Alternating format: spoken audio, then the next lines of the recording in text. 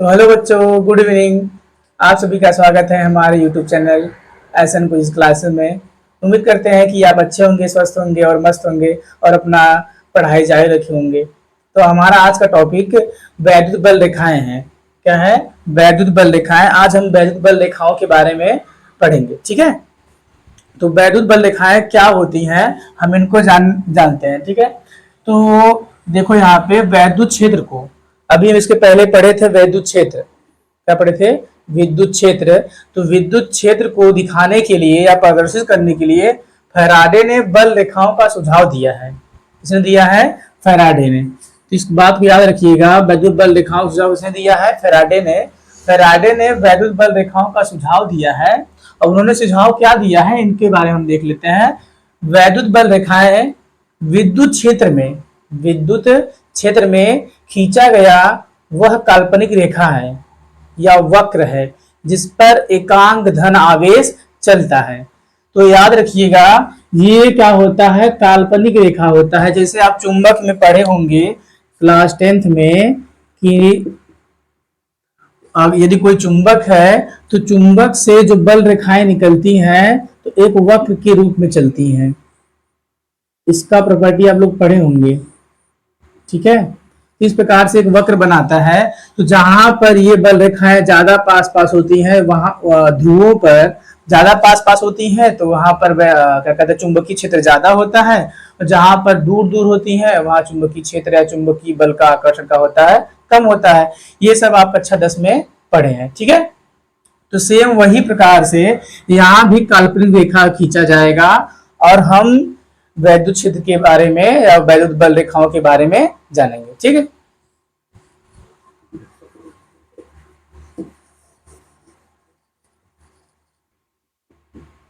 वैद्युत बल रेखाओं के गुण, ठीक है। तो हम वैद्युत बल रेखाओं के गुण को सीखेंगे, ठीक है। ध्यान से देखिए, पहला गुण ये बताता है कि यदि कोई धन आवेश है, क्या है? यदि कोई धन आवेश है तो धन आवेश से वैद्युत बल रेखाएं हमेशा दूर जाती हैं। कहाँ जाती हैं? दूर की ओर जाती हैं, ठीक। जैसे ये बना है, या ऐसे भी कह सकते हो कि धन रेखाओं से निकलने वाली वैद्युत बल रेखाएं अनंत पर जाके समाप्त हो जाती हैं। कहाँ समाप्त होती हैं? अनंत पर। अनंत पे क्या होती है? लोग समाप्त हो जाती हैं। अच्छा, क्यों ये बाहर की ही ओर गए? धन आवेश से निकलने वाली वैद्युत बल रेखाएं, आपके दिमाग में आ रहा होगा कि ये बाहर की ओर क्यों गए, अंदर क्यों नहीं आए। तो हम इसके लिए एक बिना मान का एक आवेश जानते हैं। इसको क्या बोला जाता है? परीक्षण आवेश, ठीक है। तो परीक्षण आवेश को मान लो हम यहाँ पे रखे हैं, इस बिंदु पर क्या रखे हैं? परीक्षण आवेश को रखे हैं। तो ये भी धनात्मक होता है और ये भी धनात्मक होता है। तो इसको ये क्या करेगा? दूर की ओर भगाएगा। क्योंकि आपको पता है धन आवेश के बीच में क्या होता है? प्रतिकर्षण होता है। इसीलिए एकांक परीक्षण आवेश पर क्या लगेगा? प्रतिकर्षण का। इसलिए धन आवेश से निकलने वाली वैद्युत बल रेखाएं अनंत पे जाके क्या होती हैं? समाप्त होती हैं। पहला पॉइंट ये है। जो ऋण आवेश पे वैद्युत बल रेखाएं होती हैं वो ऋण आवेश की ओर आती हैं। क्या होती हैं? ऋण आवेश की ओर आती हैं। इस तरीके से आप लोग बना लीजिएगा और जब हम जो बोल रहे हैं उसको लिख लीजिएगा, ठीक है। लिख लेंगे ना इस तरीके से, ठीक। तो हम क्या बोलेंगे कि माइनस आवेश या ऋण आवेश की ओर वैद्युत बल रेखाएं आती हैं। कहां से आती हैं? अनंत से। कहां से आती हैं? अनंत से। ये क्यों आती है उसको चेक कर लेते हैं। इसका कारण क्या है कि यदि हम इनके मार्ग में कोई परीक्षण आवेश क्यों ना रख दिए हैं तो क्या होगा भैया? आपको पता है कि परीक्षण आवेश धनात्मक होता है और आपको पता है धनात्मक और ऋणात्मक में बहुत ज्यादा प्यार होता है। तो प्यार में अट्रैक्शन होबे करेगा। तो ये क्या करते हैं? एक दूसरे को अपनी ओर आकर्षित कर लेते हैं। इस प्रकार ये क्या करेगा? ऋण आवेश की ओर आता है। कहां से? अनंत से। तो ऋण आवेश के लिए वैद्युत बल रेखाएं अनंत से चलकर ऋण आवेश पे समाप्त होती है। ठीक, 2 पॉइंट आपको अच्छे से समझ में आ गया होगा। अगला पॉइंट लिखते हैं। ठीक है, तीसरा पॉइंट यह कहता है कि यदि दो समान प्रकृति के और समान परिमाण के यदि दो आवेश हैं तो उनके बीच जो बल रेखाएं निकलेंगी वो दूर की ओर भागेंगी। कहां भागेंगी? दूर की ओर, इस प्रकार से। अर्थात ये क्या दिखाएंगी? प्रतिकर्षण दिखाएंगी। क्या दिखाएंगे भैया? प्रतिकर्षण।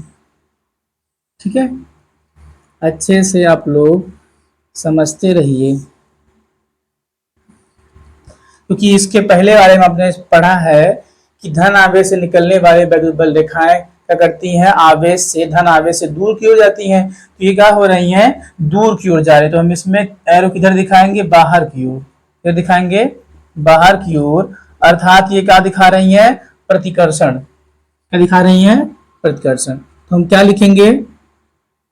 हम लिखेंगे कि समान प्रकृति के आवेशों के बीच प्रतिकर्षण बल लगता है तथा इनके बल रेखाएं एक दूसरे से दूर की ओर भागती हैं। क्या होता है? दूर की ओर भागती हैं। ठीक, समझ गए होंगे आप तीसरा पॉइंट।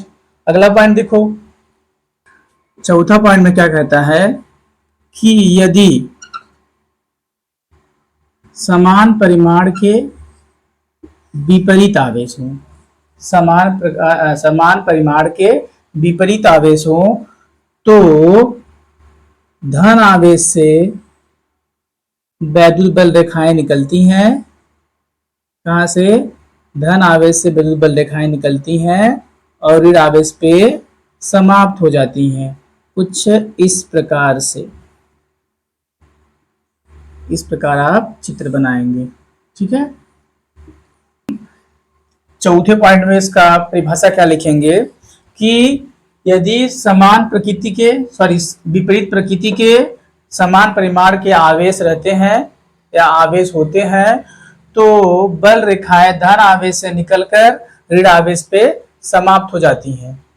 धन आवेश से निकलकर ऋण आवेश पे क्या होती हैं? समाप्त हो जाती हैं। ठीक, पांचवा पॉइंट क्या बताता है कि वैद्युत बल रेखाएं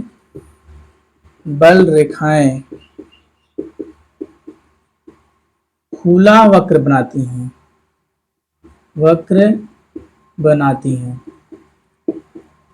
और चुंबकीय, ये कौन रहेगा? वैद्युत बल रेखाएं और चुंबकीय बल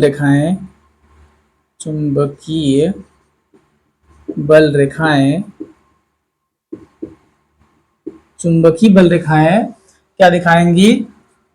बंद वक्र बनाती हैं। सर ये सब क्या लिखे जा रहे हैं? समझ में नहीं आ रहा है। ठीक है, तो अभी आप समझेंगे चित्र में। देखो, खुला वक्र बनाती हैं। कैसे खुला वक्र बनाएगा कि धन आवेश है और क्या है? ऋण आवेश है। ठीक है, धन आवेश से विद्युत बल रेखाएं निकलती हैं, ऋण आवेश पे क्या होती हैं? समाप्त हो जाती हैं। बताओ, अभी इसके पहले आप यही पढ़े हो ना? यही कंडीशन पढ़े ना भैया? मेरे गुलाब जामुन, यही पढ़े हैं ना आप सब? ठीक, ये गड़बड़ हो रहा है। चिन्ह बाहर की ओर निकलेंगी। कहाँ निकलेंगी? बाहर की ओर। और ऋण आवेश पे क्या होती हैं? समाप्त हो जाती हैं। ठीक, और चुंबकीय वाले में क्या पढ़े हो? चुंबक वाले में कि आपको बताया गया होगा कि नॉर्थ से चल करके साउथ पे समाप्त नहीं होती, अंदर साउथ से कहां की ओर आएंगी? नॉर्थ की ओर चली जाती हैं। तो ये कैसा वक्र बना रहा है? बंद वक्र बना रहा है। कैसा वक्र बना रहा है? बंद वक्र बना रहा है। जबकि वैद्युत बल रेखाएं खुला वक्र बना रही है, क्योंकि ये यहां से निकलेगा, यहीं पे समाप्त हो जाएगा, वापस नहीं आने वाला। ये वापस नहीं आने वाला है। ठीक, इसलिए बोला गया है कि वैद्युत बल रेखाएं खुला वक्र बनाती हैं और चुंबकीय बल रेखाएं बंद वक्र बनाती हैं। ठीक है, सबको समझ में आ रहा ना? अगला देखो, अगला पॉइंट क्या है? अगला पॉइंट क्या है कि जहां पर वैद्युत बल रेखाएं, पांचवा है छठवां है समझ लो, तो जहां पे वैद्युत बल रेखाएं समांतर होती हैं, क्या होती हैं? समांतर होती हैं, वहां पे एक समान विद्युत क्षेत्र होता है। क्या होता है? एक समान विद्युत क्षेत्र होता है। ठीक, जहां पे वैद्युत बल रेखाएं एक दूसरे के समांतर रहेंगी वहां पे वैद्युत क्षेत्र क्या होता है? एक समान होता है। और जहां पे समांतर नहीं होंगी, जहां पे समांतर नहीं होंगी वो कैसा रहेगा? असमान वैद्युत क्षेत्र, असमान वैद्युत क्षेत्र। ठीक है, तो सातवां पॉइंट देखते हैं हम। सातवें पॉइंट में आपको समझना है, चित्र में ऐसे बना लेंगे। अब देखो, जहां पर वैद्युत बल रेखाएं क्या होंगी? दूर दूर होंगी। जहां पर वैद्युत बल रेखाएं क्या होंगी? दूर दूर होंगी, वहां पर दुर्बल रहेगा। विद्युत क्षेत्र कैसा रहेगा? दुर्बल रहेगा। और जहां पर पास पास रहेंगी वहां पर वैद्युत क्षेत्र क्या रहेगा? प्रबल रहेगा। ठीक है, इन बात को याद रखिएगा, इन बातों को, कि जहां पर वैद्युत बल रेखाएं दूर दूर होती हैं वहां पर दुर्बल विद्युत क्षेत्र होता है, और जहां पर वैद्युत बल रेखाएं पास पास होती हैं वहां पर क्या होगा? प्रबल विद्युत क्षेत्र होता है। ये 7 पॉइंट आपको हमेशा याद रखना होगा, क्योंकि आगे जब आप इसके पढ़ेंगे तो इनका बहुत योगदान है। ठीक है, अगर याद नहीं रहेगा तो आगे कुछ समझ में आने वाला नहीं है। तो आप जो नया वीडियो हम YouTube पे डालते हैं तो उसके पहले आप पुराना वाला वीडियो देख कर आएंगे, तभी आपको आगे का समझ में आएगा, अन्यथा कुछ समझ में आने वाला नहीं है। ठीक, वैद्युत बल रेखाओं की संख्या, सातवां पॉइंट में क्या कहता है? वैद्युत बल रेखाओं की संख्या समानुपाती होता है आवेश की मात्रा, या कह सकते हो परिमाण के, आवेश की मात्रा या परिमाण के। ठीक है, आवेश की मात्रा या परिमाण के। तो इनको बहुत आसानी समझेंगे कि क्या कहने वाला है।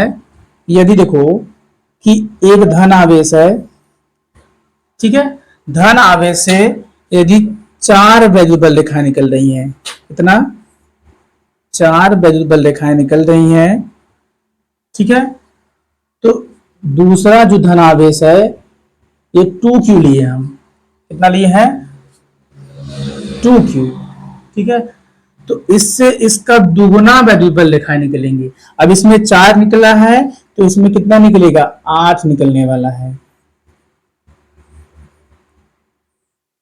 कितना हुआ? 1 2 3 4 5 6 7 8।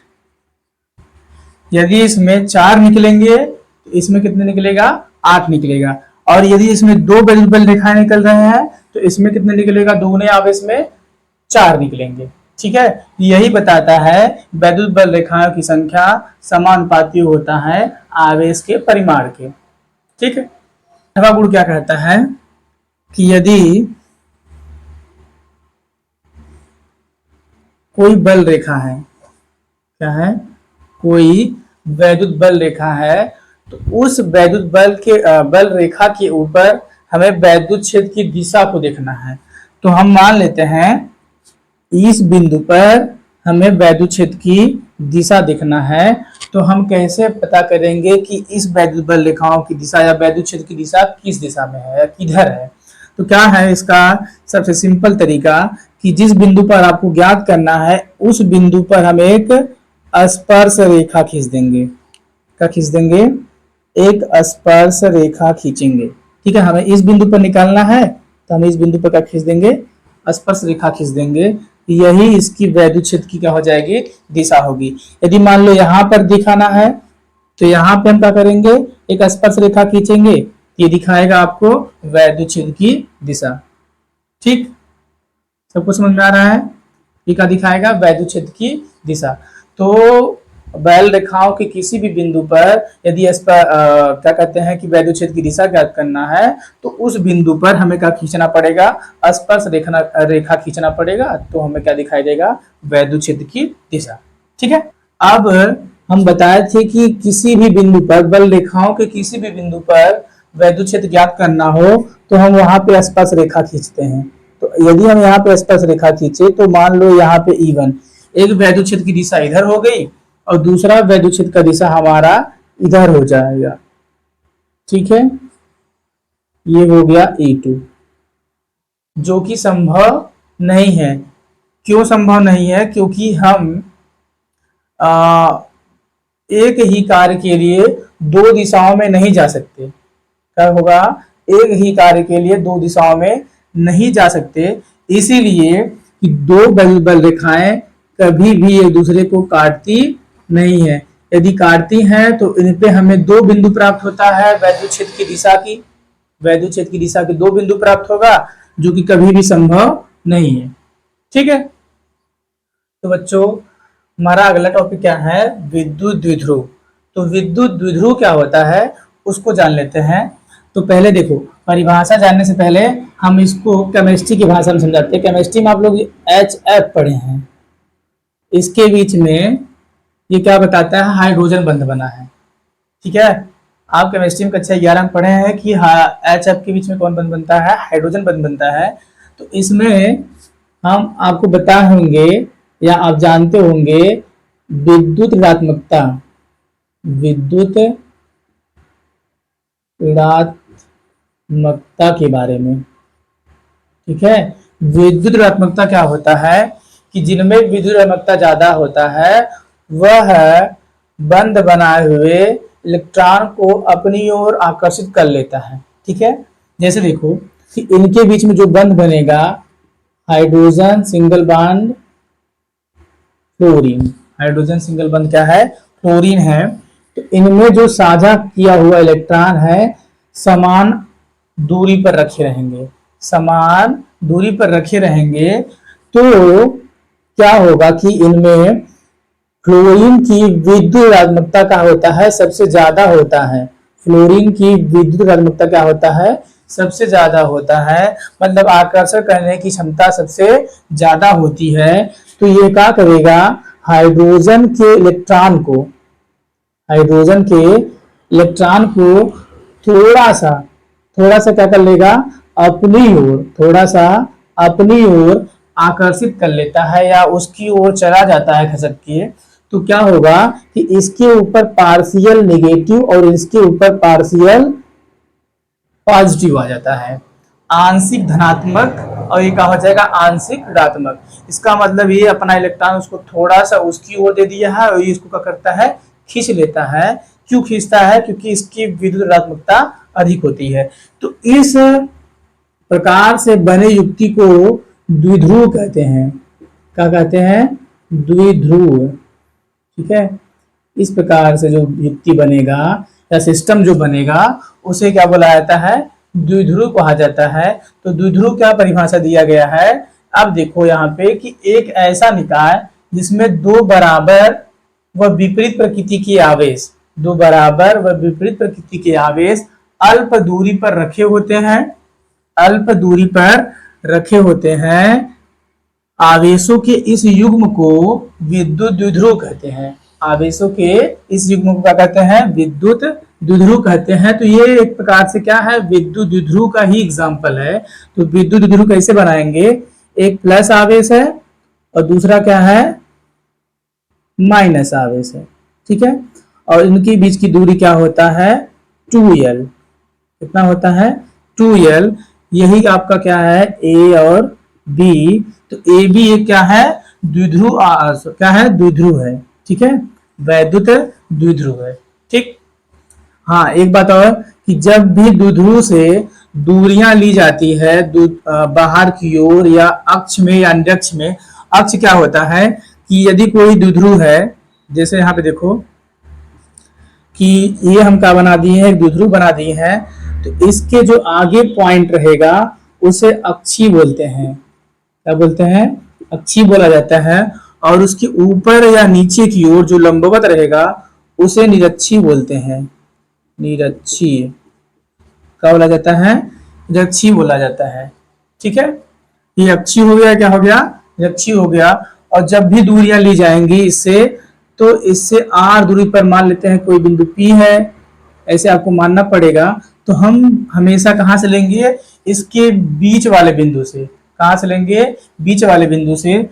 और इनका जो बीच वाला बिंदु होगा तो ये दो बराबर भागों में बढ़ जाएगा। अगर ये 2l है तो ये क्या हो जाएगा? LL हो जाएगा। इसका कारण ये है 2l मानने का कि यदि हम द्विध्रुव आघूर्ण को अगर केवल L माने, इनकी बीच की दूरी क्या मान ले? केवल L माने, तो इनका जो दूरी लिया जाएगा L/2 लिया जाएगा। ये भी क्या हो जाएगा? L/2 लिया जाएगा।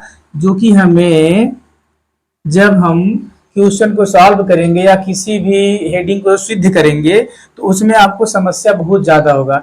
इसीलिए यहाँ पे हमें क्या हम लोगों ने क्या माना है? 2l माना है, या किसी किसी बुक में 2a मान लेता है। 2r तो नहीं दिखा है हमें अभी तक, तो क्या मानते हैं? 2l मान लेते हैं, 2a मान लेते हैं, ताकि यहाँ पे जब इसको आधा करेंगे तो LL के रूप में बचे, ना कि L/2 के रूप में। ये L/2 आपको सवाल लगाने में समस्या उत्पन्न करेगा। ठीक है, तो इतना बात सबको समझ में आया? ठीक है, आगे देखो इसका एग्जांपल जैसे है H2O, HCl, NaCl और HF। आप देखबे कर रहे हैं अभी यहाँ पे आपको बना के समझाए ETC। तो ये द्विध्रुव के क्या है? एग्जाम्पल है। ठीक, अगला टॉपिक क्या है? विद्युत द्विध्रुव आघूर्ण। अब विद्युत द्विध्रुव आघूर्ण क्या होता है? विद्युत द्विध्रुव आघूर्ण को इंग्लिश में क्या कहेंगे? Electric dipole moment. क्या बोला जाएगा? Electric dipole moment. तो इसे क्या लिखेंगे? इसे E से, वेक्टर P से प्रदर्शित करते हैं। पहला पॉइंट क्या है? इसे P से प्रदर्शित करते हैं। ठीक है, दूसरा क्या है? इसमें परिभाषा हम इस चित्र के अनुसार देखेंगे। ये प्लस Q है और ये माइनस Q है और इनके बीच की दूरी क्या है? 2l है। ठीक है, यही आपका क्या है? द्विध्रुव। तो हम परिभाषा क्या लिखेंगे? अतः द्विध्रुव आघूर्ण, ध्यान सुन लीजिए, द्विध्रुव आघूर्ण के निर्माण में उपयुक्त आवेशों में से किसी एक आवेश का तथा उन आवेशों के बीच की दूरी के गुणनफल के बराबर होता है। कौन होता है? द्विध्रुव आघूर्ण। तो हमारा फार्मूला क्या मिल जाएगा? वेक्टर P बराबर 2QL या Q2L भी कह सकते हो। इसको R ऐसे वेक्टर P इक्वल टू लिख देंगे, P इक्वल टू 2QL। ठीक है, ये परिभाषा हो गया। इसका देखो दिशा किधर होगा? इसका दिशा माइनस से प्लस की ओर होता है। दिशा किधर होता है? माइनस से प्लस की ओर। इसकी वैद्युत क्षेत्र की दिशा किधर होता है? माइनस से प्लस की ओर। इसकी बीमा कर इसका मात्रक क्या होगा? देखो आवेश है, आवेश का मात्रक होता है कूलाम, और यल क्या है? लंबाई है, तो लंबाई का मात्रक हो जाएगा मीटर। क्या हो जाएगा? मीटर। तो पहला इसका मात्रक हो जाएगा कूलाम मीटर। दूसरा क्या होगा? कूलाम किसका मात्रक है? आवेश का। आवेश को हम लिख सकते हैं Q I × T। तो इसका हो जाएगा एम्पियर सेकेंड। तो हम यहाँ पे कूलाम के स्थान पे लिखेंगे एम्पियर सेकेंड मीटर। इसका दूसरा मात्रक क्या हो जाएगा? Ampere second metre. ठीक बच्चा। तीसरा देखो, ये बहुत फेमस है, डेबाई। तो क्या मात्रक है? डेबाई। दुध्रु आघूर्ण का मात्रक है डेबाई। ठीक है। बीमा निकाल लो। बीमा कैसे निकलेगा इसका? देखो बीमा सिंपल सा है, आवेश का सॉरी दुध्रु आघूर्ण P इक्वल टू क्या होता है? Q into 2L। तो आवेश का बीमा होता है AT और L का बीमा लंबाई का जो भी बीमा होगा क्या हो जाएगा? L। इसका बीमा हो जाएगा ALT। इसको ऐसे लिख सकते हैं LTA। तो बच्चों हम अगला क्वेश्चन देखते हैं, सॉरी पहला क्वेश्चन देखते हैं। पहले क्वेश्चन में पहले हम समझ लेते हैं कि ये दिया क्या क्या है। यदि आप पहला क्वेश्चन अच्छे से समझ पाएंगे तो इसके आगे आप क्वेश्चन को आसानी से हल कर पाएंगे। तो पहले देखो, दिया है 2 कूलाम के 2 आवेश हैं। 2 आवेश है परंतु विपरीत है और बराबर है। तो यहाँ पे 2 आवेश हम बनाते हैं, Q1 है और क्या है कि Q2 है। और इनका कितना कितना परिमाण है? 2 कूलाम का। ठीक है। अब जब 2 कूलाम के आवेश है, ये द्विध्रुव है, इनके बीच की दूरी कितना दिया है? 0.04 मीटर, अर्थात ये दिया है 2L। क्या दिया है? 2L। बात को समझिए, ये L नहीं दिया था, ये 2L दिया है। क्या दिया है? 2L दिया है इनके बीच की दूरी, और ये इनके आवेश बराबर है और इनका जो परिमाण है वो 2 कूलाम है। तो यहाँ पे हम दिया क्या क्या है? Q इक्वल टू लिख देंगे 2 कूलाम और 2L इक्वल टू दिया है 0.04 मीटर, ना कि यल दिया है। सवाल में देखने पर ऐसा लग रहा है कि हमको यल दिया है। आप जल्दी में L के 2L के स्थान पे केवल L रखेंगे और 2 गुणा इसमें कर देंगे। तो आप ध्यान दीजिएगा, ये 2L दिया है तो हम P इक्वल टू क्या जानते हैं? P equal to 2QL। तो अब देखो, अब यहाँ पे रखना है तो इसको बनाना पड़ेगा आपको Q इंटू 2L, ऐसे बनाना पड़ेगा। तो P इक्वल टू क्या हो जाएगा? Q के स्थान पे 2 हो जाएगा 2 और 2L के स्थान पे 0.04। तो गुणा करो, गुणा करने पर 2 चौक 8, कितना जाएगा? 8, 0.08 आने वाला है इसका आंसर कूलाम मीटर के रूप में। इसको हम चिन्ह कर करके ऐसे भी लिख सकते हैं कि 8 गुणे 10.2 स्थान पे है तो -2 कूलाम मीटर लिख सकते हैं। यही आपका क्या है? आंसर है। ठीक है। पहला क्वेश्चन समझ में आया? ठीक है। अगला क्वेश्चन देखते हैं। तो बच्चा लोग दूसरा क्वेश्चन क्या है? दूसरा क्वेश्चन में कहा है कि 2 माइक्रोकूलाम 2.0 माइक्रोकूलाम के 2 बराबर व विपरीत आवेशों के बीच की दूरी 3.0 सेंटीमीटर है। क्या है? सेंटीमीटर है। तो इसका द्विध्रुव आघूर्ण क्या होगा?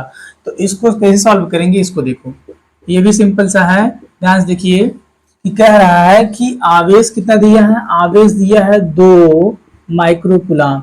तो 1 माइक्रोकूलाम बराबर कितना होता है? आपको पता होगा 1 माइक्रोकूलाम बराबर होता है 10⁻⁻6 कूलाम। ठीक है। तो 2 माइक्रोकूलाम है तो 2 गुणे हो जाएगा 10⁻⁻6 कूलाम। ये आपका मिल जाएगा Q। क्या मिल जाएगा? Q। ठीक है। दूसरा देखो, दोनों आवेशों के बीच की दूरी 3.0 सेंटीमीटर है, मतलब 3 सेंटीमीटर।